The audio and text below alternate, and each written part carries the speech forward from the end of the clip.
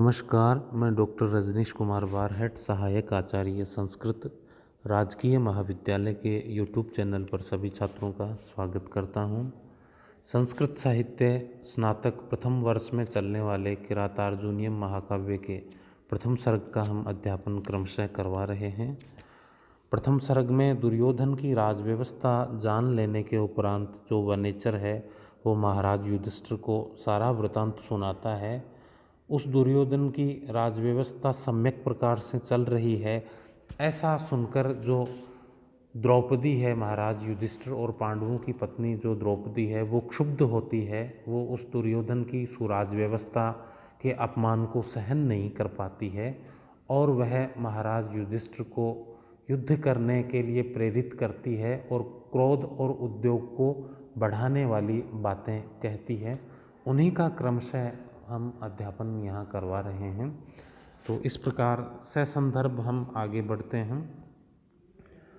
30वां जो पद्य है वह द्रौपदी द्वारा महाराज युधिष्ठिर के प्रति कहा जा रहा है।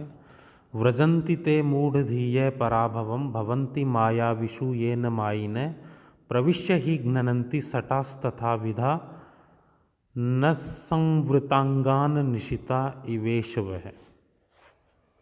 व्रजंती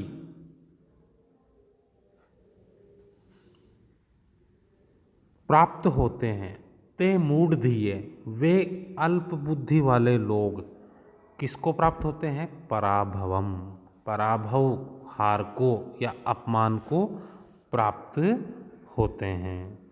ते मूढ़धीये पराभवम व्रजंती वे अल्प बुद्धि वाले या मूर्ख बुद्धि वाले लोग तिरस्कार को या पराभव को प्राप्त करते हैं।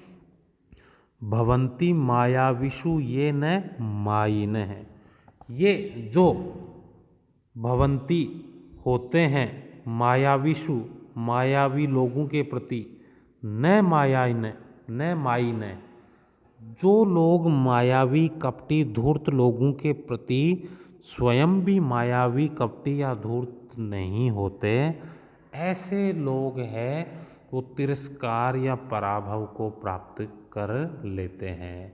अर्थात जो दुष्ट है उसके साथ उसका प्रतिरोध करना आवश्यक है, नहीं तो उसकी दुष्टता बढ़ जाती है और वो हमें कमज़ोर बनाकर हम पर कभी भी हमला कर सकता है। तो यहाँ द्रौपदी के कथन का अभिप्राय है कि जो मूर्ख बुद्धि वाले लोग मायावी लोगों के प्रति मायावी नहीं होते, ऐसे मूर्ख बुद्धि वाले लोग पराभव को प्राप्त करते हैं।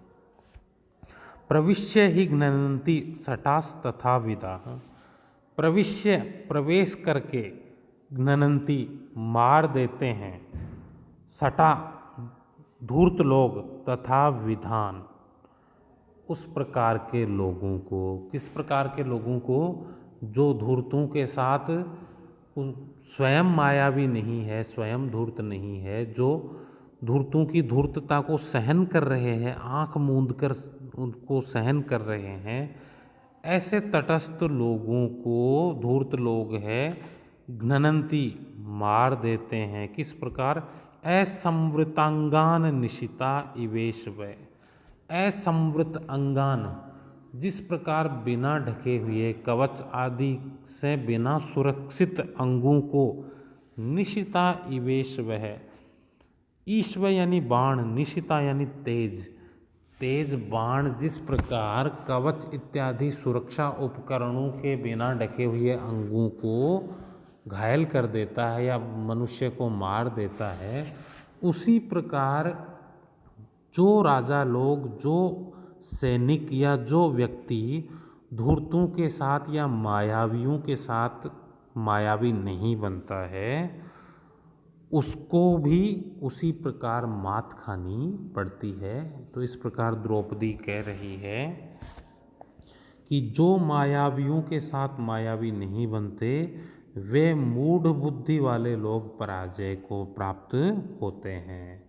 शट और धूर्त लोग ऐसे व्यक्तियों में प्रवेश करके, अर्थात उनके आत्मीय बनकर उन्हें मार डालते हैं, जिस प्रकार तीक्ष्ण बाण बिना ढके हुए नग्न शरीर वाले योद्धा के भीतर प्रवेश कर उसे मार डालते हैं।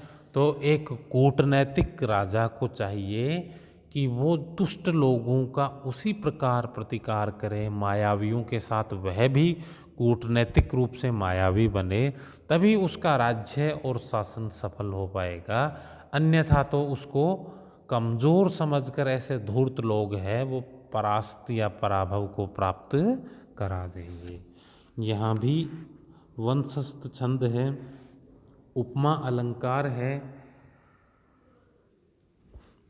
मायावियों के साथ मायावी नहीं बनने पर जो पराभव प्राप्त होता है उसकी तुलना की गई है बिना कवच या बिना ढके हुए शरीर पर जिस प्रकार बाण मार देते हैं, उसी प्रकार जो धूर्त लोग हैं, जो शठ लोग हैं, वो ऐसे सीधे साधे लोगों को मार देते हैं, विश्वास में लेकर मार देते हैं। तो जो कपटी है उसकी कपटता को समझकर उसके प्रति उसी प्रकार का आचरण करना चाहिए। अर्थांतरन्यास अलंकार भी है, सामान्य का विशेष से समर्थन होने पर अर्थांतरन्यास अलंकार का प्रयोग होता है। इव वाचक शब्द था यहाँ जो उपमा की पुष्टि कर रहा है। व्रजंती ते मूढ़ धिय पराभवम भवंती मायाविषु ये न मायिने। यह एक सुक्ति है जो भारवी के अर्थ गौरव और सुक्ति सौंदर्य को पुष्ट करती है।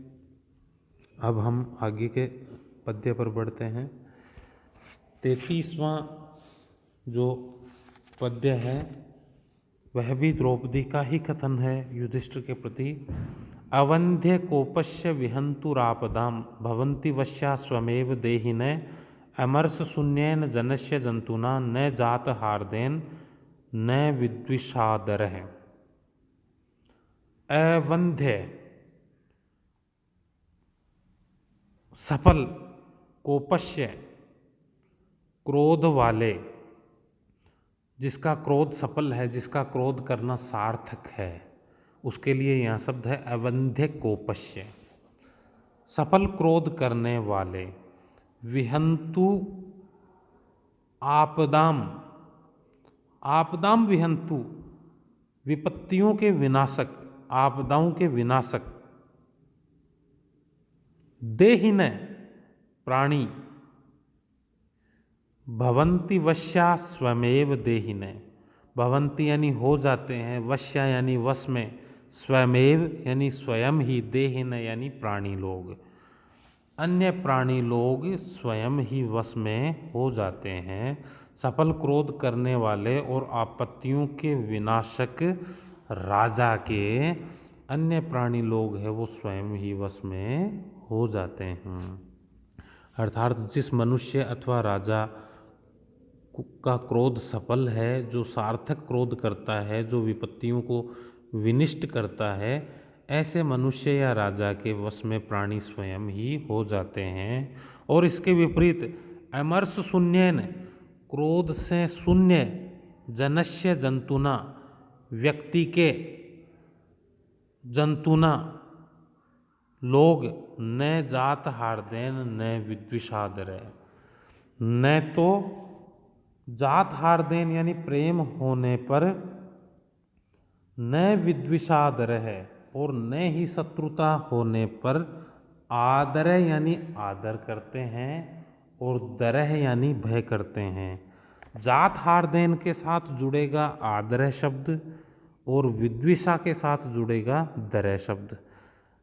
जात हार्देन न आदर है, न तो प्रेम होने पर वो आदर करते हैं, विद्विषा न दरह है, और न ही शत्रुता और द्वेष होने पर उससे डरते हैं।